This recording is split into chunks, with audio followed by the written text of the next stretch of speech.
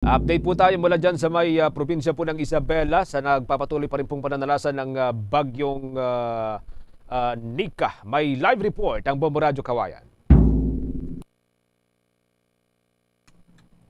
Bombo Genesis, kasalukuyan na ngayong nakakaranas ng matinding hangin at mga pag-ulan dito sa lalawigan ng Isabela, kung saan ay pumalo na nga sa 1,200 na pamilya rin yung inilikas o katumbasuyan ng 3,008 na individuals ang inilikas sa lalawigan ng Isabela dahil sa pananalasan ng bagyong Nika. 226 na pamilya mula rito ang mula sa bayan ng Dinapigin na pinakamalapit sa landfall area, 316 na pamilya naman sa bayan ng Palanan, samantalang 276 sa Makunakon, 84 sa bayan ng Aurora, 65 sa San Isidro, Isabela, 12 pamilya naman sa Divilacan, Isabela, 28 ang inilikas sa Echagua, Isabela, 4 sa bayan ng Gamu at Luna, 8 sa bayan ng Rojas at 3 naman na pamilya ang inilikas sa bayan ng Santo Tomas. Sa ngayon ay nakakaranas pa rin ng malakas na bugso ng hangin at pag-ulan ang buong lalawigan ng Isabela dahil sa dahilan upang matumba ang ilang mga puno at madaganan rin yung ilang mga kabahayan dito sa lungsod ng Kawayan at bayan ng Echagua at iba pang mga lugar. Wala namang naitalang mga nasaktan sa mga naturang pangyayari. Subalit yung mga pamilya na nakatira sa mga nasabing mga tahanan ay inilikas sa mga evacuation center dahil hindi na rin ito ligtas para sa kanila na manatili sa mga bahay. Naka-red alert naman ang Provincial Disaster Risk Reduction and Management Office kung saan patuloy ang kanilang pakikipag-ugnayan sa local DRRM offices dahil sa kabilaan umano ang natatanggap nilang report mula sa mga apektadong Isabeleño na nangangailangan ng tulong. Sa panayam naman ng Bombo Radyo Kawayan, dito po kay Assistant MDRRM Officer John Neri sa Palanan, Isabela, isa sa mga coastal town ng Isabela, sinabi niya na nagpapatuloy pa rin ngayon ang isinasagawa nilang mga evacuation dahil sa malakas umano yun pong epekto ng bagyong Nika sa nasabing lugar kung ikukumpara sa mga nakalipas na bagyo. Ganito ang bahagi ng pahayag ni Assistant MDRRM Officer John Neri. Ito po talagang malakas po rito sa bayan ng Palanan itong nararanasan namin. Sa hangin pa lang po talagang nakaranas po kami ngayon. At siguro po, sana naman po wala pong maging malaking damage. Pero ang nakasuporta naman po ating local chief executive. Kanina po nakapag-emergency meeting ulit kami. Kasama po ating municipal vice mayor, kasama si mayor. Para po may assess kaagad. Once po na matapos hanggang bukas po, mag-a-assess po kami kaagad ng mga damage po sa mga evacuees po natin.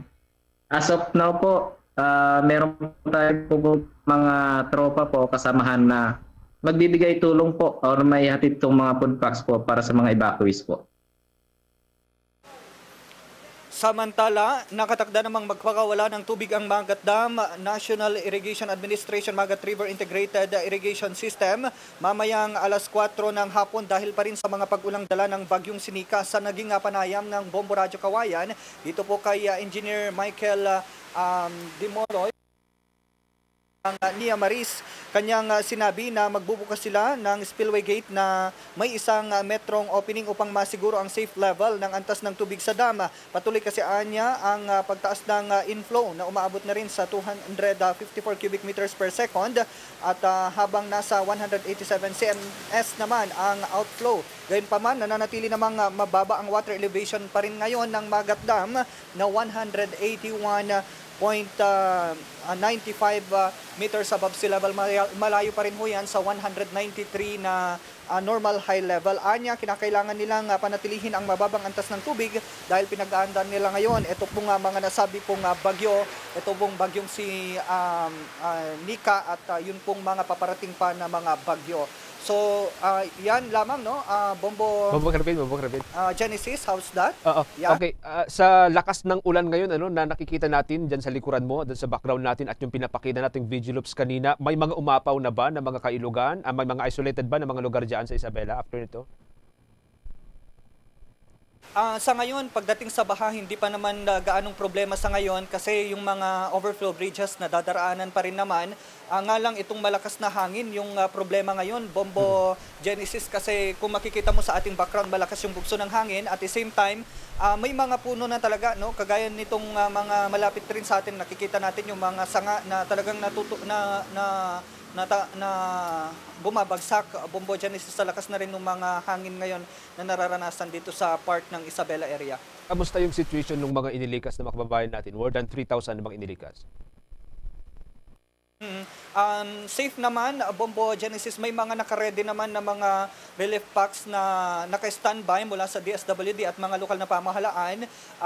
Yun lang, syempre may mga kababayan pa rin tayo na talagang nakisilong na lang din muna, aside sa evacuation centers, nakisilong na lang din muna sa mga kamag-anak kasi nga talagang medyo malakas yung ulan at kung yung pundasyon ng bahay ay medyo mahina, talagang posibleng mapinsala with this na lakas ng ulan. Simula pa kaninang madaling araw yan, Bombo Genesis, at until now, nararanasan pa rin ito pong malakas na bugso ng hangin ngayon dito sa bahagi namin sa Isabela. Maraming salamat, Bombo Kervin. Ingat kayo dyan. Bombo Radyo Isabela. Bombo Radyo Kabayan. Okay, so yan muna ang ating update mula ho rito sa Bombo Radyo Kawayan. Ako si Bombo Kervin Gamad, nag-uulat para sa Bombo Network News, para sa #1 and most trusted radio network in the country, Bombo Radyo Philippines. Basta Radyo, Bombo!